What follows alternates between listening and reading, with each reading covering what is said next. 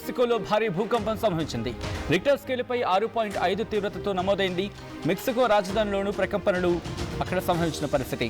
San Marcos town సమీపంలో భూకంప కేంద్రం గుర్తించారు. భూ ప్రకంపనల ధాటికి అక్కడి భవనాలు కదులుతున్న విజువల్స్ మీరు చూడొచ్చు ఆర్టీవీ స్క్రీన్ మీద.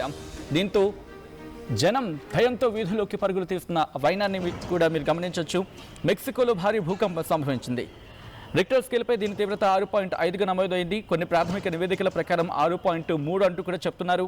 స్థానిక కాలమాన ప్రకారం ఈ రోజు ఉదయం 7:58 అంటే భారత కాలమాన ప్రకారం చెప్పుకోవాలంటే సుమారు 7:28 ప్రాంతం ఇక్కడ అంటే 7:30 ఆ ప్రాంతానికి దక్షిణ మెక్సికోలోని